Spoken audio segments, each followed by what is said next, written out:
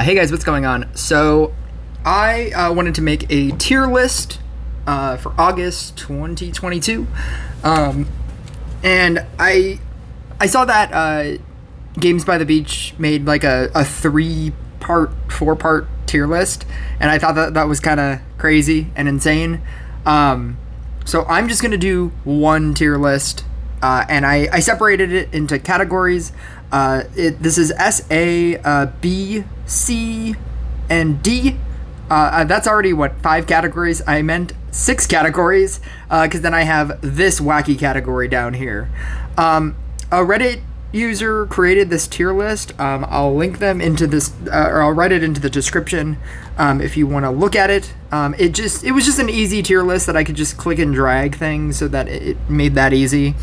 So here we go. So I wanted to start, I'll start in S. That seems like an obvious, or I guess that's not an obvious place to start. I guess most tier lists start at the bottom, but I think you guys know basically what's in the bottom. But these are, in all of these categories, I had something to talk about. So here we go. If you're making a tier list and you don't think that Portal Keeper is the best card in Rush Royale, you are insane, and I cannot trust your tier list. I meant to mention this in the beginning of this video, but essentially all I'm gonna be doing is talking. I'm not gonna be showing like gameplay or anything. So if you wanna like just listen to this in the background, you definitely can. But here we go. So if you don't think that Portal Keeper is the best card in Rush Royale, you are insane. And I guess that there's a section of people that think either like Corsair or Tesla are the best cards in Rush because they are the most dominant decks, and that can be an argument. But they're dominant decks, and I'll get to them when I talk about them. They're dominant decks in their own respects, in their own thing. Portal Keeper is a generic card that can and should be used in probably every deck. So now, Portal Keeper, I remember when I first started, and I just thought that Portal Keeper was, just a thing that you use with Engineer. Just an Engineer deck. You want your Engineers closer to each other, so you use Portal Keeper to move it. And if Portal Keeper only moved units, it would probably be in like B. Like, it's still good, you still need it. It helps you fix your board. You would run it in Blade Dancer, you'd run it in all the decks that you would run it in, especially Engineer, obviously early on. And if it only gave you the ability to move, which that unit, if you've ever played other like combining games, like this kind of game but a different skin, usually the moving unit, that's all it does. And it's still a good unit. It would probably be in a B, and it would be fine. It would be something that you use, and it does its job, right? But the developers decided to say, hey, it also gives you a shield, and it gives not only the unit that you move, but itself a shield. So then you start thinking about it, right? So then you start thinking about like Shaman. That's the most invasive card, right? And if it was, and then you start thinking about other things. You start thinking about Bedlam, and how you can switch a Portal Keeper with something else and save a unit from a Bedlam. Not only do you save the unit, you save the Portal Keeper. So there are times in a game that I'll play where I'll have Bedlam in my first round, and you can basically win a round with like 2 or 3 units, and you can switch everything and nothing will happen to your board, and then you'll kill it. And that goes with the same with Tribunal. You can switch a unit and it won't get Tribunaled, or you'll be able to save it from getting Tribunaled. Or Warlock. You could literally defeat a Warlock by switching your entire board just over the course of it traveling across the thing. Right? So now, and then the developers come up with Witch, right? Witch that everybody just hates. Everybody's just like, how do we deal with, I don't even have it.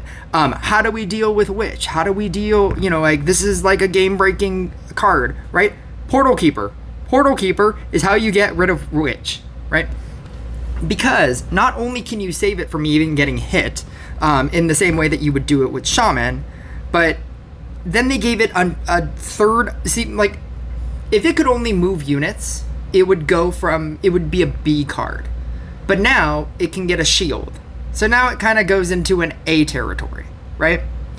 But then they decided to give it another ability. And that ability is that it's just like a secret ability where if your card has a debuff, it can also remove the debuff.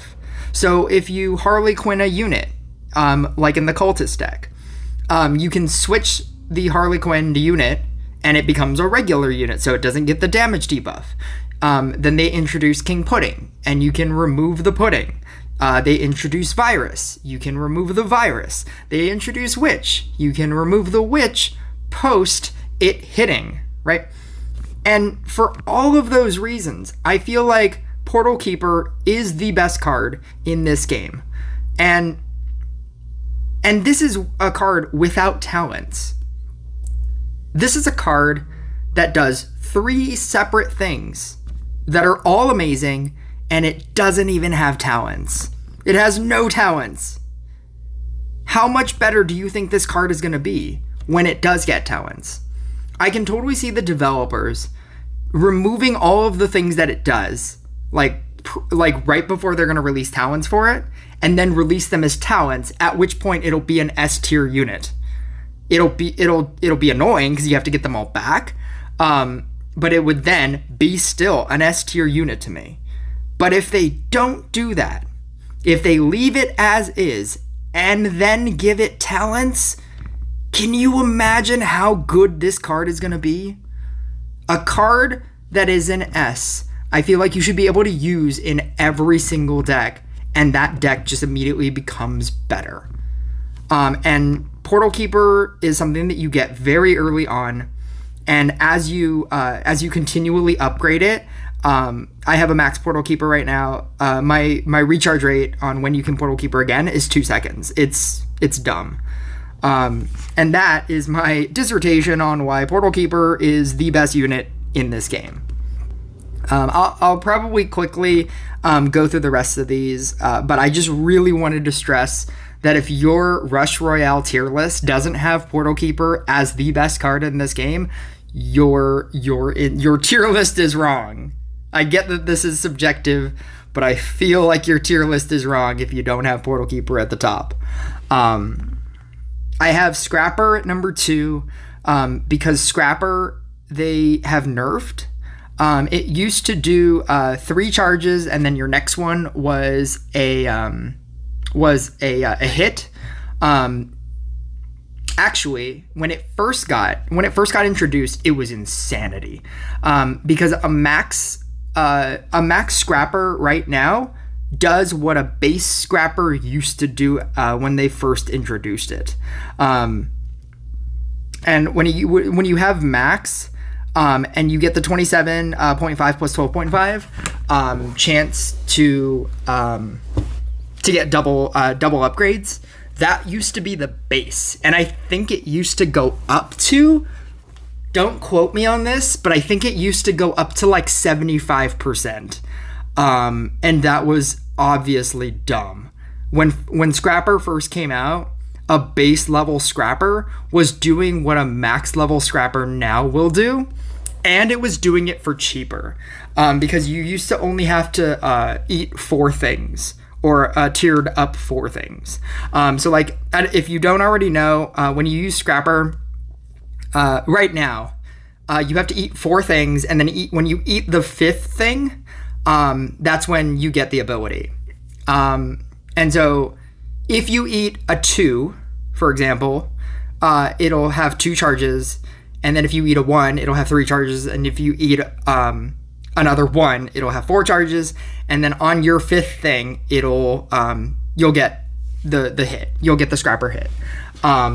Before, it used to be 4 total, so you could eat 4 things, or you could eat 3 things, and your fourth hit was a scrapper hit, and that's when it was insane.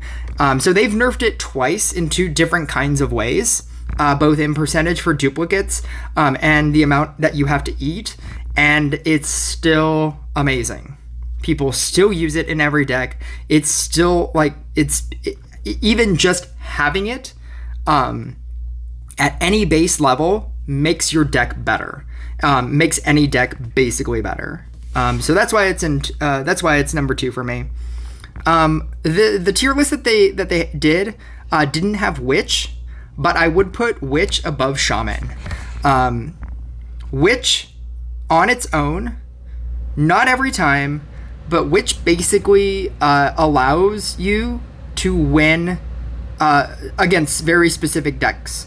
If a deck doesn't have Portal Keeper, if a deck isn't Meteor, if they are running... Witch made the Zealot deck. I used to love running the Zealot deck because it was just such an offbeat deck. And I can't even run it anymore because of Witch. If you have no way of moving units with Portal Keeper or being okay with merging them out, for instance, like in a robot deck, you can merge out everything. You want to merge out everything. In a Shaman deck, you obviously are okay with merging out everything. Meteor deck is probably the most obvious. You can merge out everything. But if you don't merge out, if you aren't running a deck with either Portal Keeper or the ability to want to merge things out, Witch completely just shuts down your deck. It's not like Shaman, because you need a lot of Shamans. And it's a specific deck. You need like Harley Quinn. You need to run a bunch of bad cards for a Shaman deck to work. And it was oppressive enough, but Witch, people are running Cultist decks and just running the one Witch in a regular Cultist deck, taking out like a Dryad, and it just shuts down other decks. If you're running Inquisitor and you're not running Portal Keeper, Witch will just shut down your deck. If you're running Cultist and one of your Cultists becomes, like a 5, for example, and the Witch happens to hit the 5, you're probably dead. Witch by itself ends games, and that's without talents, without anything. It gets absolutely insane with talents. I don't even want to know like what a high-end level Witch will start doing. But that is definitely why Witch is number 3. Shaman, it would be probably number 4. I probably don't need to talk about Shaman. If you're listening to this tier list, you probably understand why Shaman is such a good card. You need it at literally any... when you get Shaman, it does what it will always do for the rest of your game. So you don't need multiples to make it good. It doesn't have talents. I cannot even imagine when it does get talents, like what that's gonna do. Like, can you imagine like a Shaman that hits, like twice? Like if it hits a unit, it debuffs it twice. Like, or buffs it twice. That would be insane in co-op. And the fact that they gave you that option to where it does something in co-op, that added to the value of Shaman itself. But its own value is that you can have it and at a level 7, and it will do everything that it already does at level 15. Obviously not without talents, but like when talents get introduced, that it'll probably be even more insane. Dryad, same thing. Dryad at any level is great. And whenever I say like at any level, when they don't have talents like Shaman, which does have talents, but even at like level 7, it still does what you want it to do. Dryad at any level, I just got it on my free-to-play account, and Dryad at any level is amazing. It makes any deck basically better. It fixes things. It fixes things easier, so that you don't have to move things with you don't have to move things with Portal Keeper. You use it to quickly merge up units. It does get a little insane towards like a later part of the game.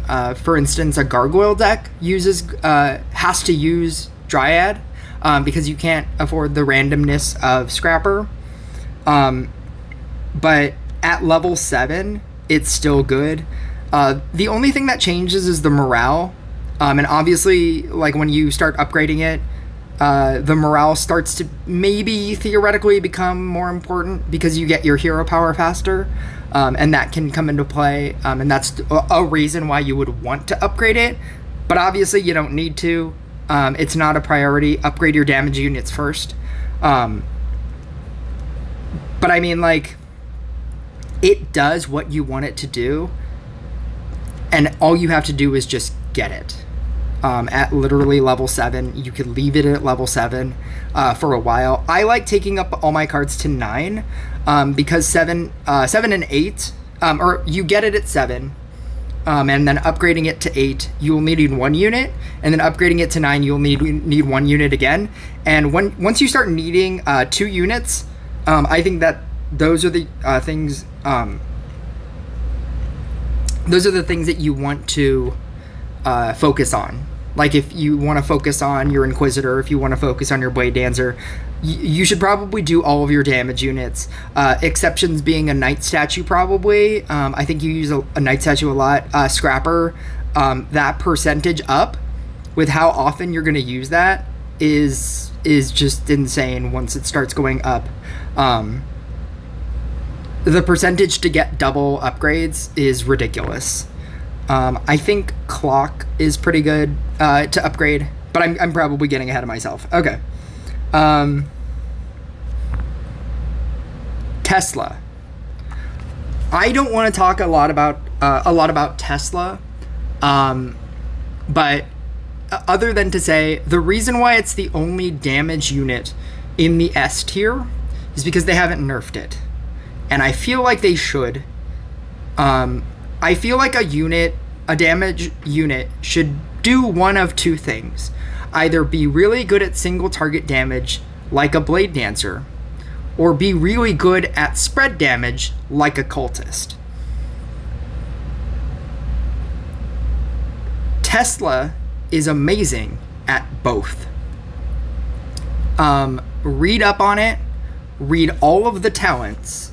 Normally, when something has talents, there's usually a talent that doesn't even matter. For instance, on Cold Mage, Deep Freeze doesn't even matter. Heat Leak is terrible. Everybody uses Flash of Frost. Most of the time, most units will have talents. There's a talent that's terrible. All of these talents are amazing. No matter what you pick, all of these talents are just insanely dumb.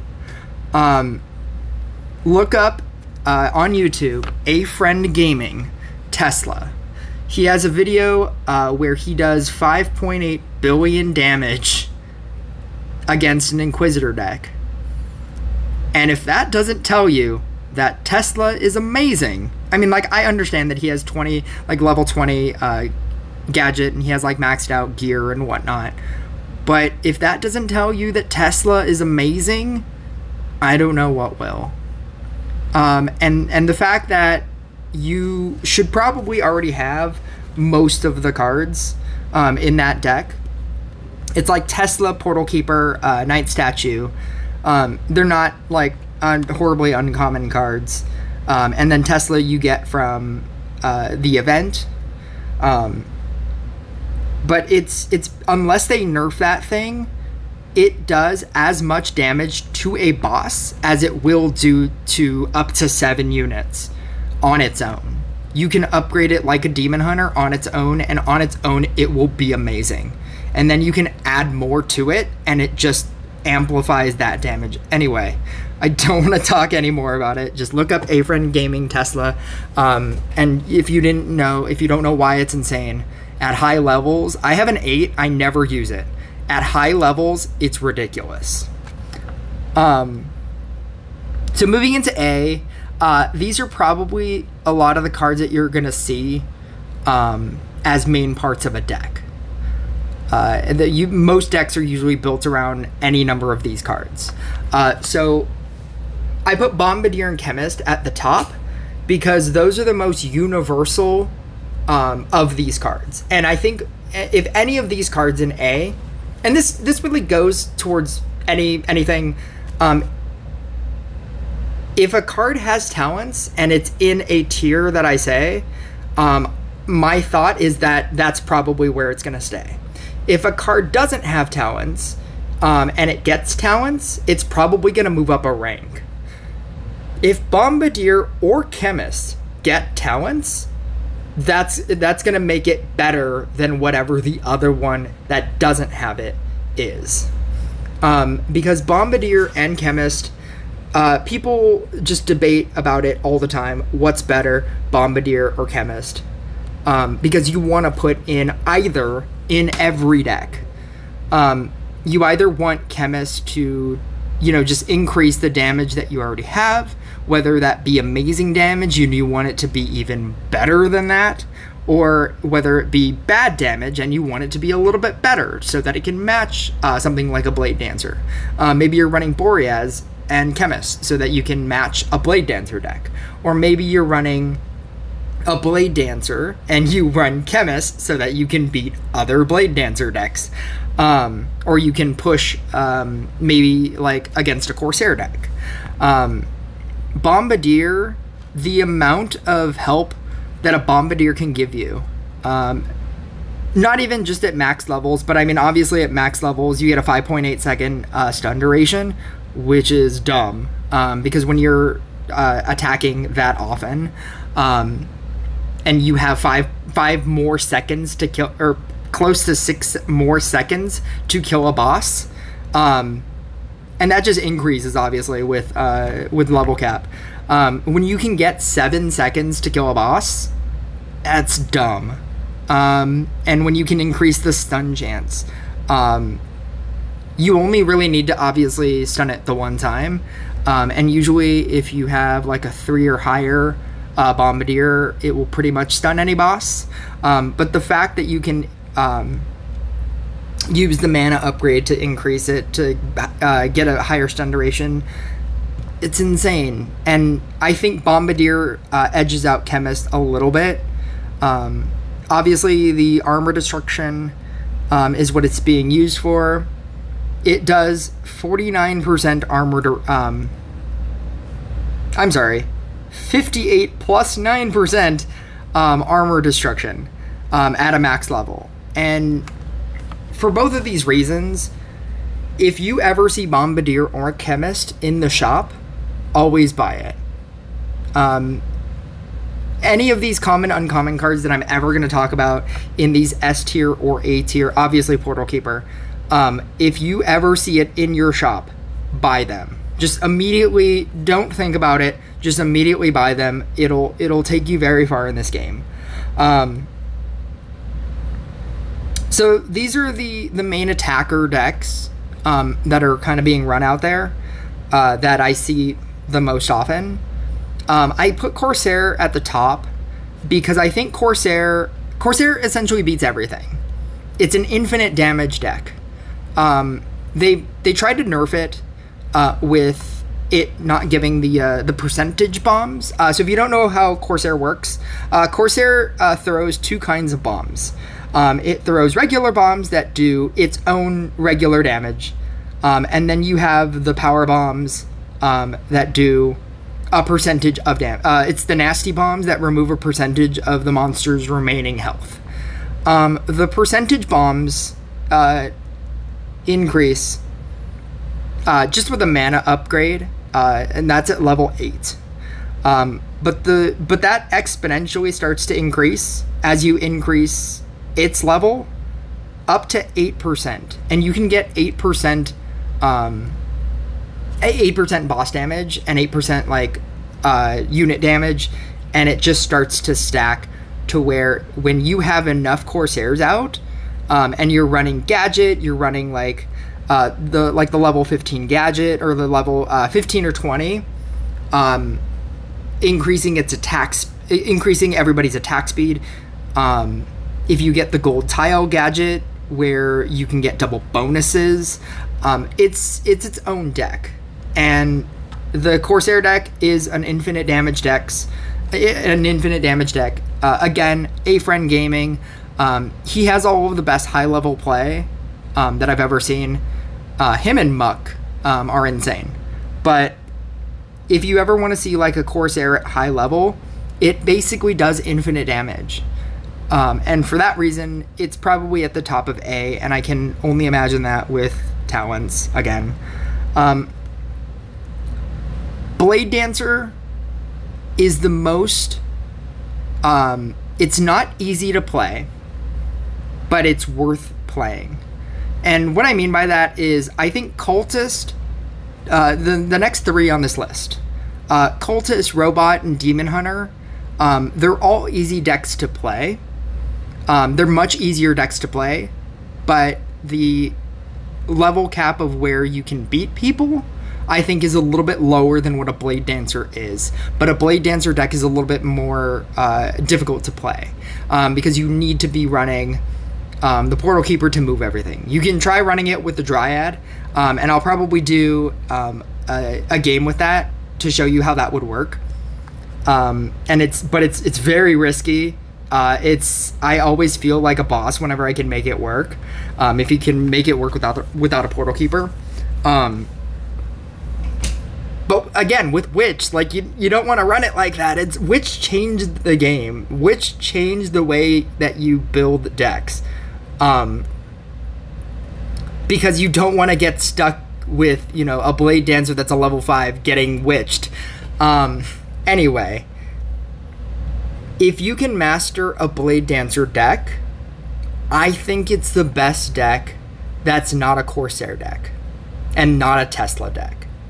I think it will give you the most bang for your buck. That's not something that you need. I think it's generically good, is what I'm trying to say. I think it's generically, it works in so many different aspects of the game. A Corsair deck is a very late game deck. I think Tesla, that's the reason why Tesla I put at S.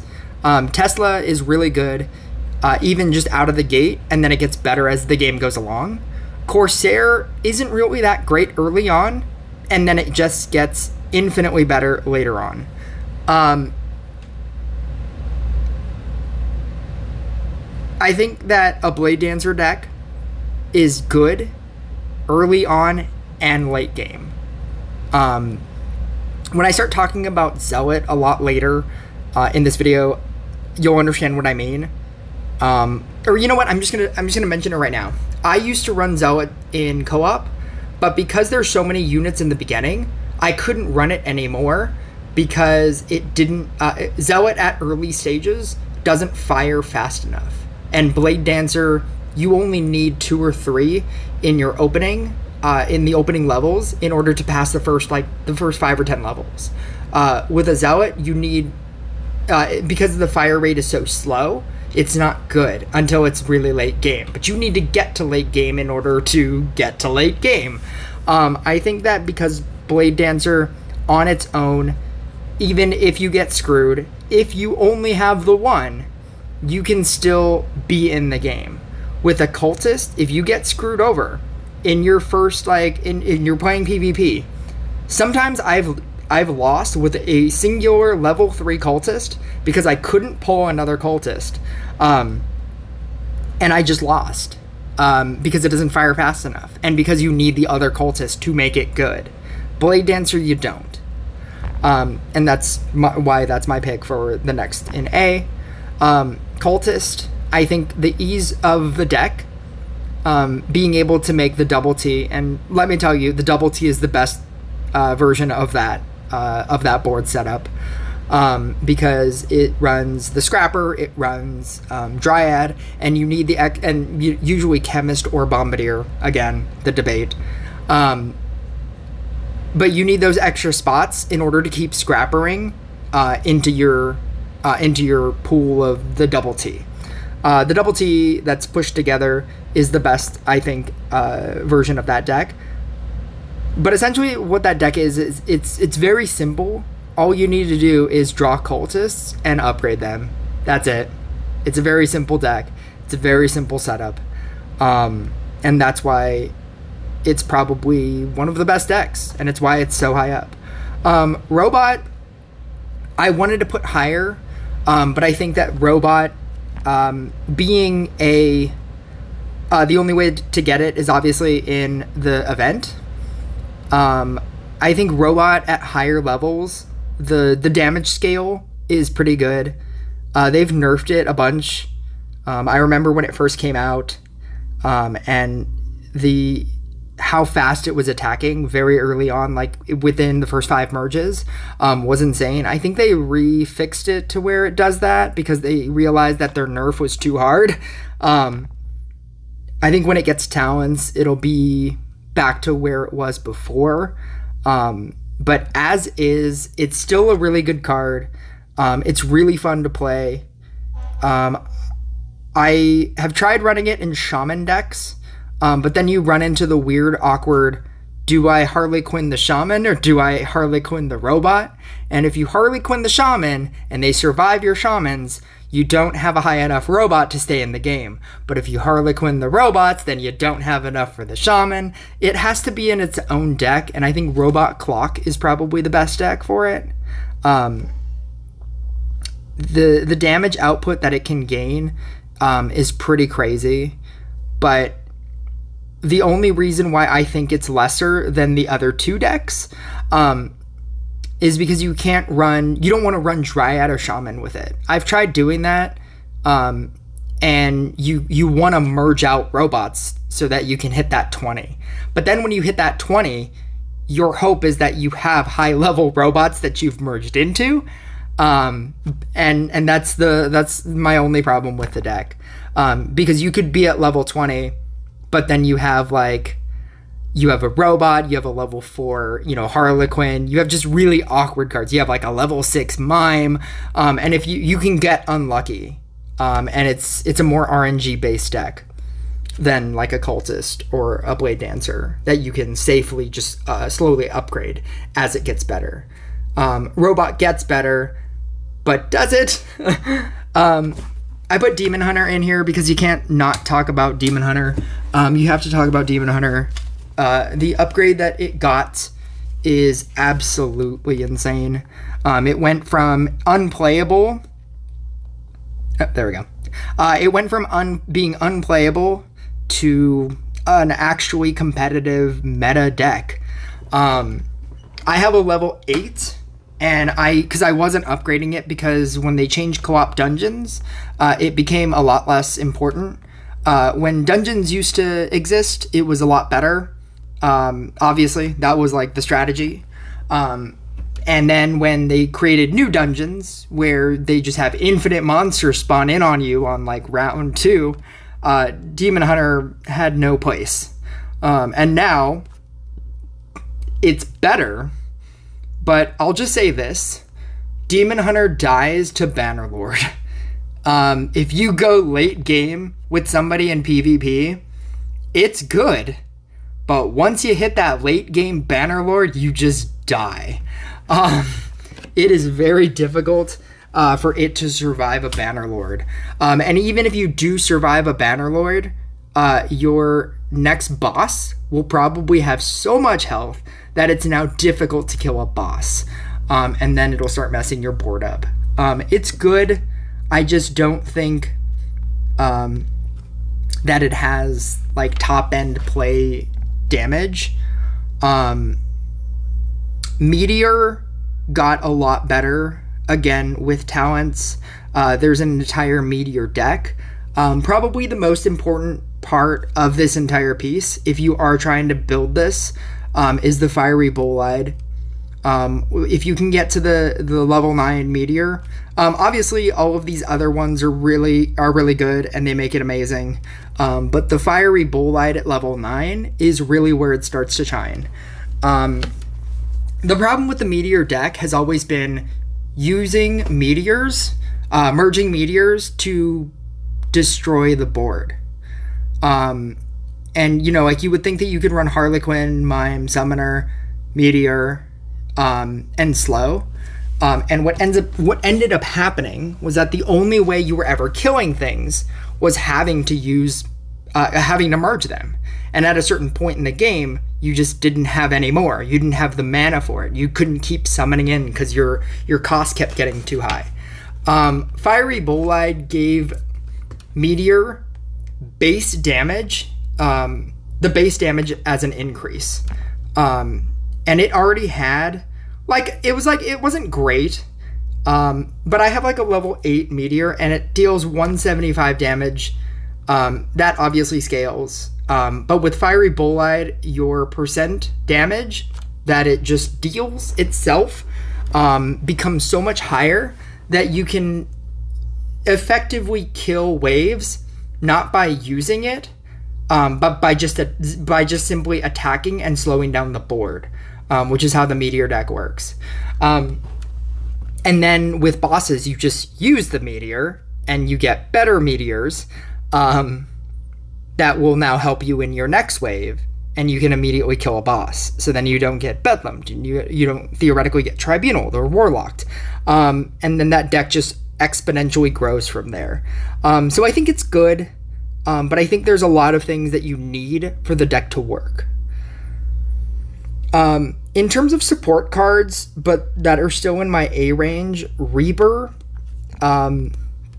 If you didn't hear me talk about Reaper in my last video, Reaper starts to shine at level 9, at level 11 and level 13.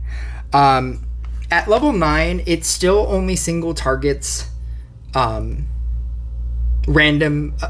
people, but the fact that it gives you it summons a unit on your opponent's side, in the late game, that starts to overwhelm your opponent, and you can find yourself winning just because. Usually in the late game, it starts to get obviously more difficult to kill things, and Reaper always has the same chance to kill things. You also don't need a lot of Reapers for it to be effective. I find that level 3s or higher are the best. If I have a 1 or 2, I just merge them out. I would just merge them out until I got a level 3 or higher, and I would keep those. And then, like, once you get like a 4, you can start merging out your 3s and whatnot. Never use Slayer of Giant or Trophy Skull. I've tried using that and using Reaper as a DPS unit just to see if it would work. It doesn't work. Let me tell you, it doesn't work. You have to use it for what it is, which is a support unit, and maximum gain. The idea that you can kill things and get mana from it is dumb. And where Reaper really, really shines is Grim Harvest. I find it difficult to play like Royal Trial games or these games where you have to use a lesser Reaper that doesn't have Grim Harvest. Once I started using Grim Harvest, where it insta-kills everything in an area and gives you that in mana, it is very hard to go back. So I would highly recommend getting your Reaper to 13. Definitely use Maximum Gain and Grim Harvest, and it works amazing in co-op and in PvP. Cauldron, because they gave Cauldron talents and allowed Cauldron to kill things, that is, kill things or slow it down, that provided so much value to a Cauldron. I always liked Cauldron, so I was already upgrading my Cauldron anyway, because I liked Zealot, and I loved the Zealot deck, and I liked the idea of having way too much mana. But the fact when they gave it an ability to kill units, so you could actively use it to kill units, or slow them down, that's when it just got out of hand. I always use Overflow. I see a lot of people use Ricochet, but I don't like summoning in Cauldrons in order to get the effect. I like having them I like having them sit there. I loved using the Zealot deck. Zealot is, in my heart, my favorite unit, but it's just not good anymore. And Growth Potion makes Cauldron great in every deck. I wouldn't use it in every deck. Like, I don't run it in my Blade Dancer deck, but I could. And it would still be a viable option. Growth Potion makes the Shaman deck better. It allows the Shaman deck to, because it kills things, in your first couple of rounds, you want to just copy Cauldrons as opposed to copying Shamans, which I think is hilarious. And then in late rounds, when you fill your board with like Boreases or Reapers or Bruisers, your Cauldron will sit there and upgrade your units. And it's just, I don't know, it's just such a great support unit, but it's not on a level of like a Bombardier or Chemist, but I think it's still really good. Demonologist, with all of the talents that it obtained, went from 0 to hero. I remember the first time somebody used Archdemon on me, because I was using Multiplication of Evil, because I didn't understand what Archdemon does. And if you don't understand what Archdemon does, let me explain it to you. When you merge, in the same way that Meteor has a chance to summon a Flame Orb, Demonologist has a chance, when you summon him in, to have a Dark Orb. And it'll be carrying like a lit thing. And if you merge out that a Demonologist with a Dark Orb, you get one of two of these abilities. Archdemon is the better one in PvP, and let me tell you, I've won games because of this. Essentially what it does is it summons a unit onto your opponent's side, and it stuns 5 random units. I've played against a Blade Dancer deck, I've played against a Cultist deck, and right before a Bedlam was about to happen, I sent a bunch of Demonologists with Archdemon. They would kill the Archdemon first, all of their units would get stunned, and then they'd get Bedlamed, and they just lose. It's absolutely insane, and then it just gets better because it has all of these other talents. But I'm saying, like, even at level 9, if you have Archdemon, it's really good. Please use it. And obviously, it has the dual usage of being able to be used in co-op. It's great. Harley Quinn, I feel like I don't need to talk about it. Use it. It does exactly what you need it to do at level 7, as it will do at level 15. It's great in Harley Quinn. It's great in it's great in Harley Quinn. It's great in Shaman, obviously, because you get more Shamans. It's great in Cultist, because if you find yourself being screwed in the very early game, you can copy a Cultist, move it with the Portal Keeper, and then you get another Cultist. And then late game, you can use it with Dryads, and then you get double Dryads. It's dumb. It's great. Cold Mage, I feel, is the best of the slow units because of all of the talents. If Frost gets talents, it probably will surpass Cold Mage. But I think Cold Mage is the best unit with talents. Because it has talents. Maybe Stasis. I think if Stasis gets talents, it'll probably be better than Cold Mage. But the slowing the target 5% more is absolutely insane. The heat leak, freezing a random unit on the opponent side, is huge. It allows you, if you run it in the Shaman deck, if you run that and Snowflake, like a level 5 Snowflake, and you start freezing units, they can't move them with a Portal Keeper, and it's acceptable to Shamans, and then you can send all of your Shamans. Cracking Ice, I think, is better than Blizzard, because you need to deal damage. You need to deal damage to win. And if they're below 30%, they take 20% more damage. And then if you have it at 15, and they auto die at 5%, obviously. But I think it's the best of the cold units for right now. Everything in my B category, I think are really good. With the exception of Boreas and Engineer, those are probably going to stay here, and I'll explain those. But I think that if any of these other units, if Inquisitor, Knight Statue, Hex, if any of those get talents, I think they will move up a rank. But I don't think they are good enough to be better than what they are.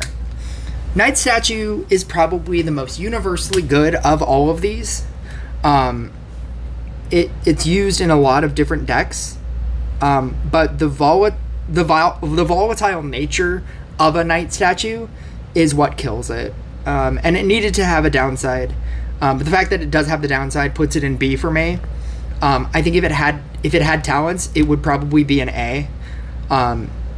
The Inquisitor Knight Statue deck, the reason why Inquisitor is a B for me, the Inquisitor Knight Statue deck, because if you're running Inquisitor, you need Knight Statue. You're essentially just building a bad Blade Dancer deck, because I think Blade Dancer is better.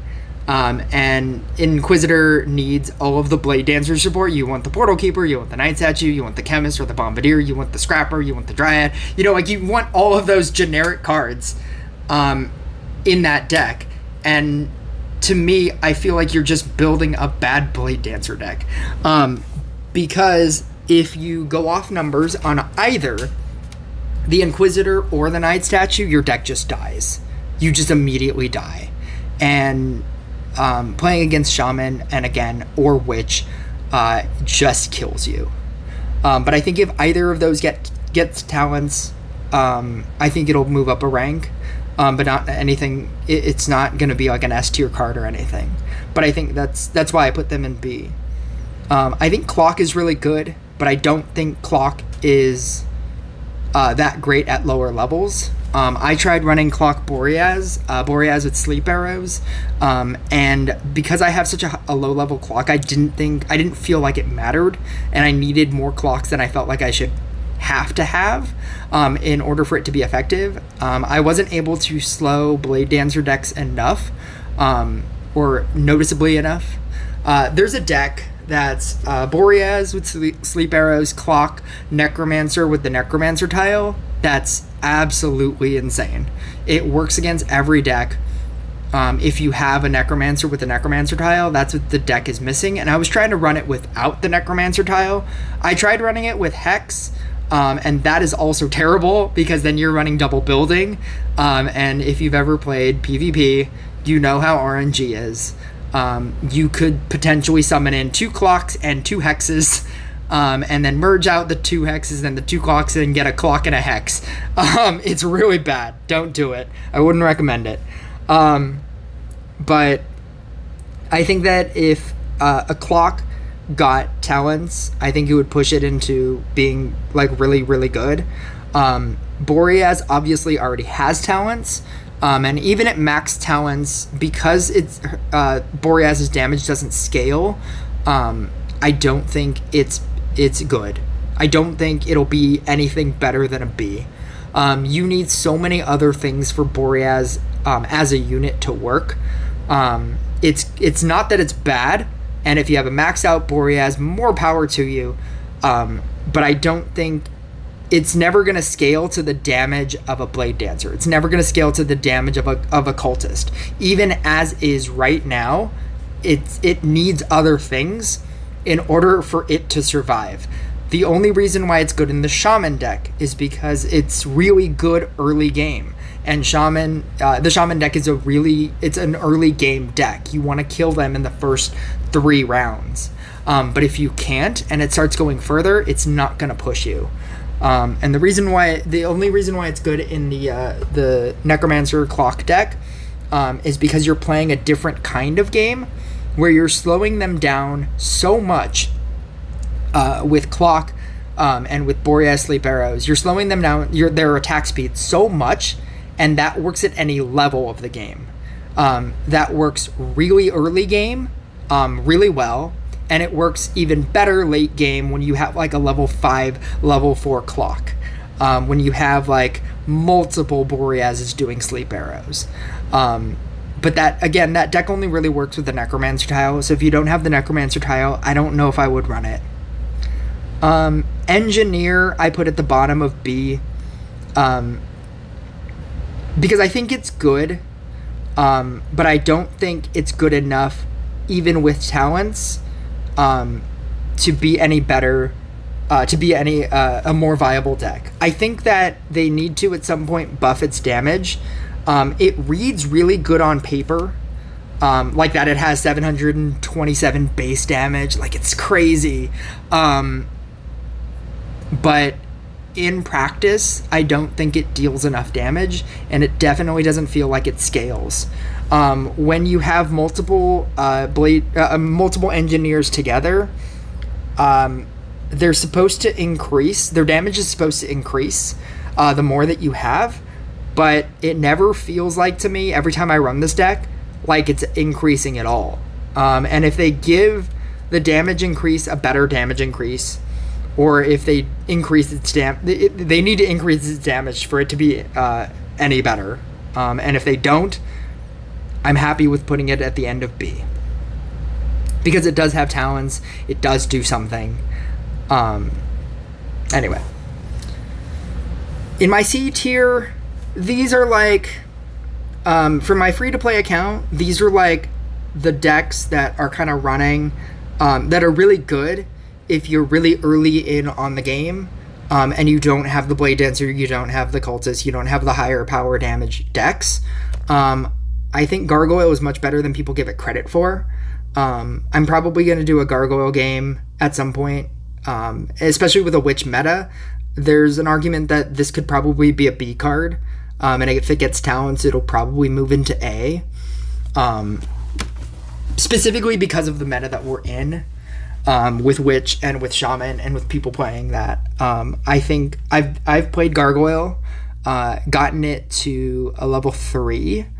Because if you don't know how Gargoyle works, they made Gargoyle much better.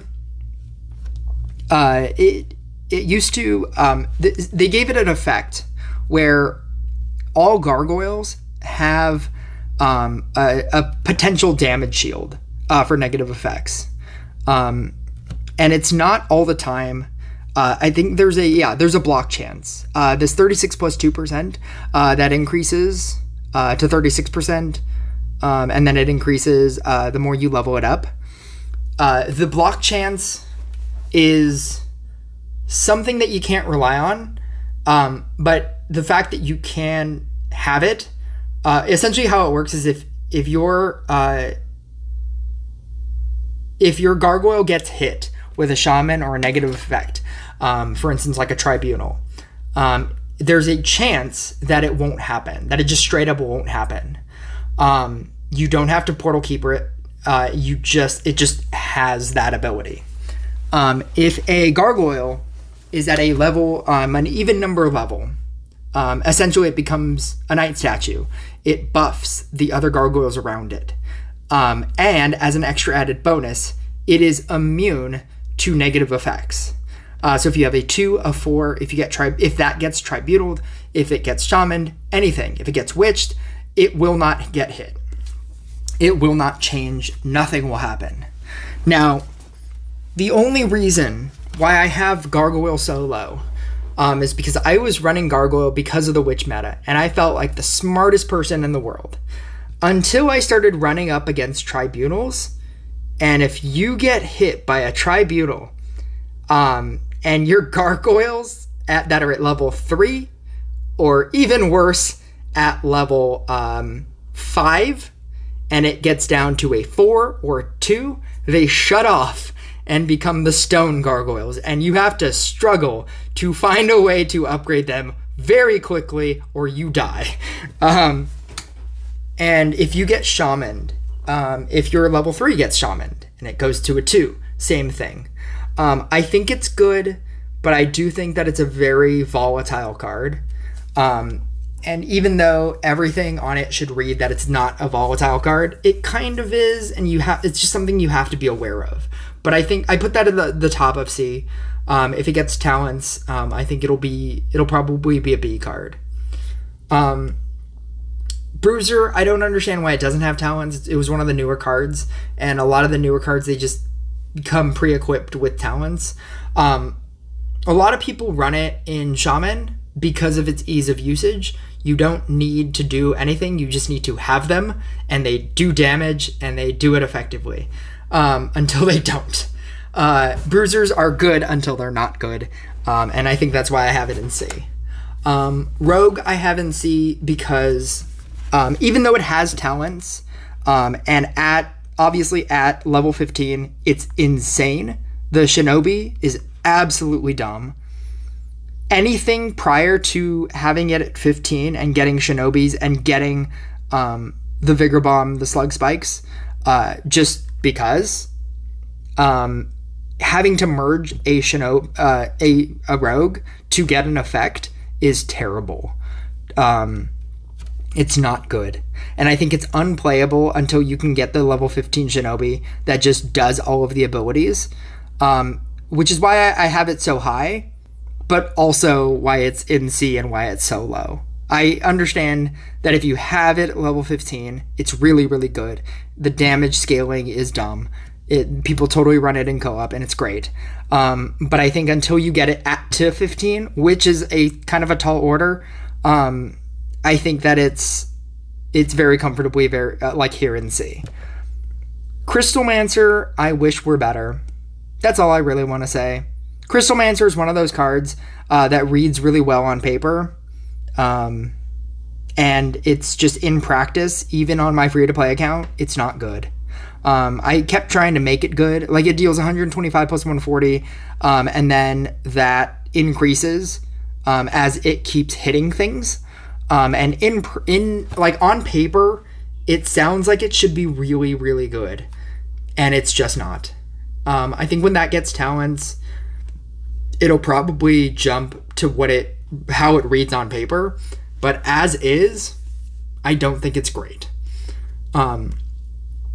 Ivy is really good early game, and it really works if you're really early on. My free-to-play account loves Ivy very early on in the game, and it just drops off. It like deletes like full rows of units early, like in your first like 3 bosses, and then it just stops doing anything, and it doesn't do enough damage late game, but it's good. It's just not. It's not great. Banner and Grindstone used to have a place in very niche decks, but Night Statue is just so much better that they're not even worth talking about. In my D tier, this is the bottom of the barrel stuff. Lightning Mage is at the top of it because there was a Necromancer deck with a Necromancer tile that used it, and I thought that was really funny.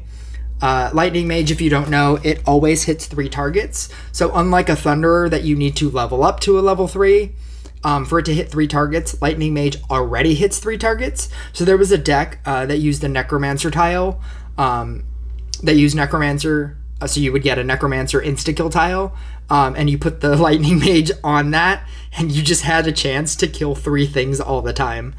It was hilarious. It's not good. It's only good in that one instance, but in that one instance, it's really, really good. Catapult is basically the worst version of a Bombardier. It's slow. Its damage is great early on in like the first 2 rounds, and then it just drops off. Don't use it. Portal Mage, Games by the Beach, he put it best when he said that the greatest thing that Portal Mage can be used for is to move a boss that's gonna kill you back to the front, so that it has to travel all the way back. And a support player is the person that would run it. But in that instance, where a support player is playing Portal Mage, you move a boss that, like that the DPS player is about to kill. If you move it back and that boss is a assassin or a warlock, it just decimates your board. So even in the only usage of a Portal Mage, it's still terrible.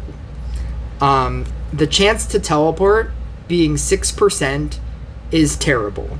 And all it's doing is resetting it to the beginning, and it's not even at a high percentage chance. This doesn't really scale that well. It doesn't scale through your level ups, and it only scales through mana power up. So at max, it's at 10%. Why wouldn't you just use Reaper? Why wouldn't you just kill the thing? It's not good. Do not play that card. Sentry and Wind Archer I put in the same kind of category. They're just bad Boreases that look great on paper. They read really well, and they're just in practice both terrible. And even at the Boreas best, I have the Boreas best at a B, and that's with talents. And that's what these two aspire to be. They aspire to be low tier Bs. Alchemist, Thrower, Poisoner, Fire Mage, Archer.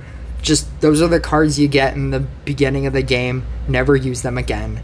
I almost didn't even use them in the beginning of my game on my free-to-play account. As soon as I got literally anything else, I just used literally anything else. And then in my last category, I have a lot of random things. I just didn't know what to talk about. All of these units are not terrible, but they're not terrible to where, like I'm saying, never use these, but they're not exactly the greatest either. I feel like if you have a new account, all of these are very playable. And if you have a late game account, you'll stop using probably all of these. I think Summoner was really good if you are starting, because it's so hard to summon in. And getting that extra summon in is great. But when I started using that in like the Shaman deck, for example, which is where you would use it, I was filling up my board with very awkward level 4, level 5 summoners that I couldn't use, and they were just like messing up my board. With the Shaman deck, you want to get rid of your board. You want to get rid of things. And Summoner made that more difficult. Because you'd run into that problem where you'd have a level 5 Shaman, a level 6 Summoner, a level 4 Harley Quinn. You just run into these very awkward moments that just didn't help. If you're playing early game and you have like you don't have like Harley Quinn, you don't have Shaman, you don't have like all these other things, it might be okay, but just make sure like you understand that as good as it is, if you merge 2 summoners and get a level 2 summoner, it feels really bad. And the game is already RNG heavy enough to where a summoner is, I don't feel like it's helping you enough. Executioner used to be good. Obviously in the old version of the Demon Hunter co-op, that was the most prevalent usage of it. But as it is right now, I don't think it does enough. Sharpshooter and Hunter used to be its own deck. There's an argument that Sharpshooter is still good, but I think that Boreas with Sleep Arrows is just better.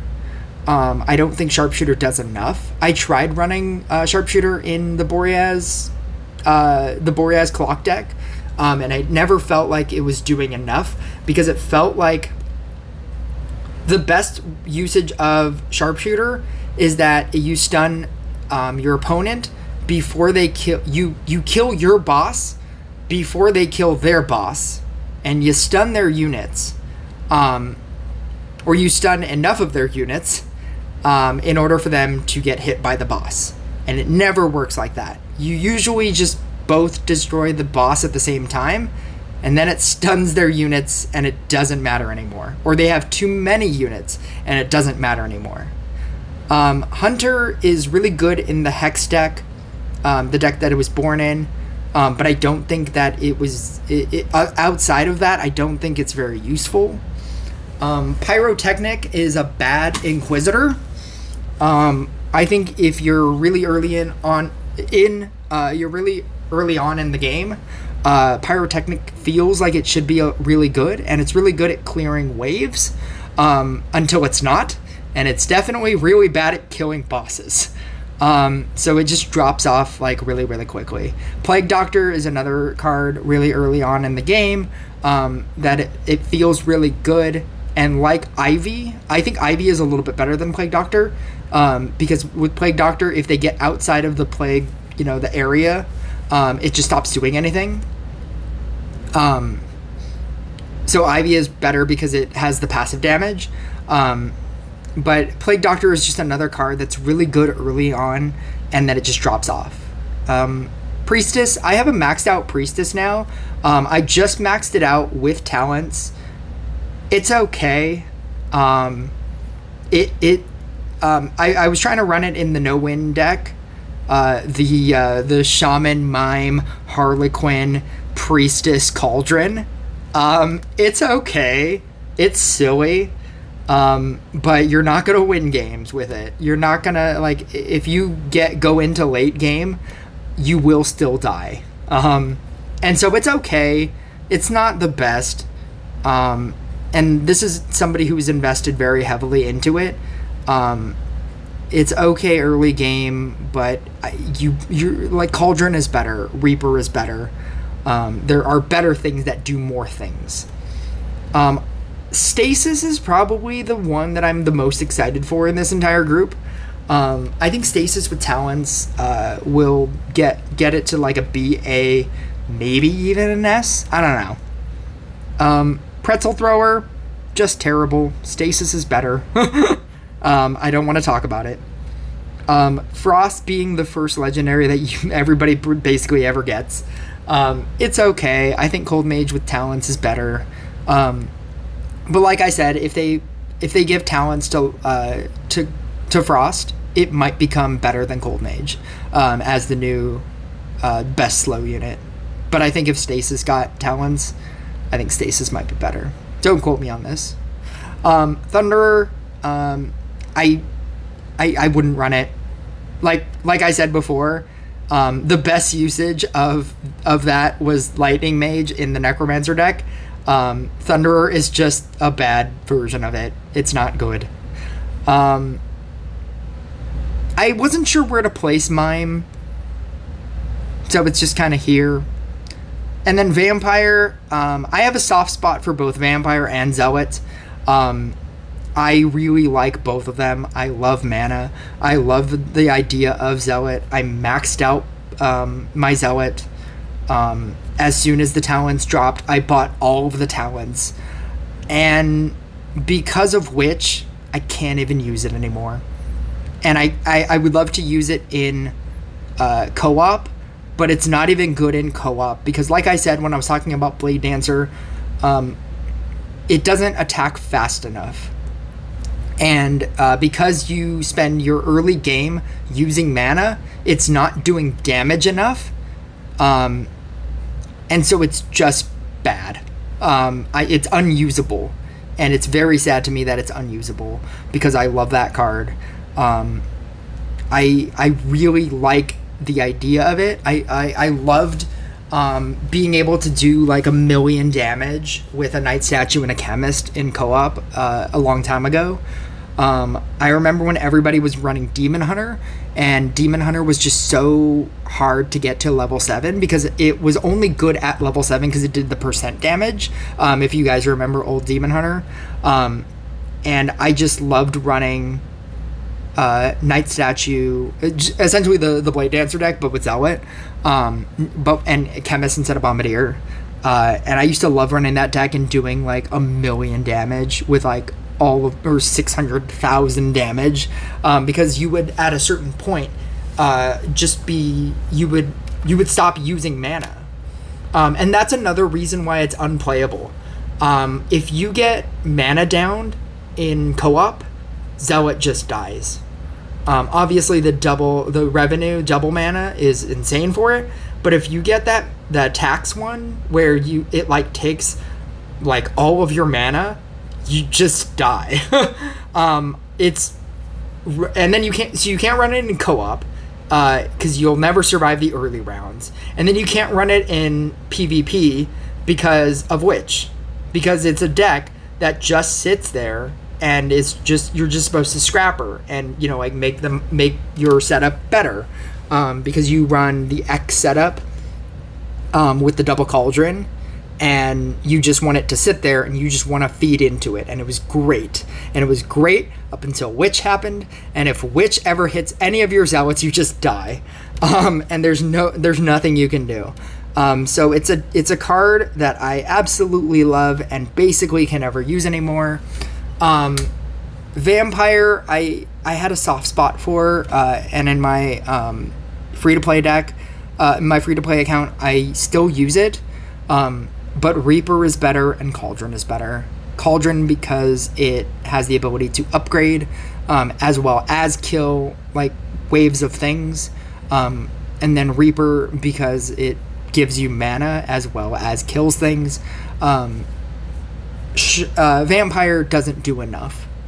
And that's why it's here in Forgotten Land, which is what I'm calling this. That's my tier list. I would love to hear your take on any of my takes. Try to tell me that freaking Portal Keeper is not the best card in this game. You're wrong. You're obviously wrong. But anyway, that's my tier list. Thank you guys for listening.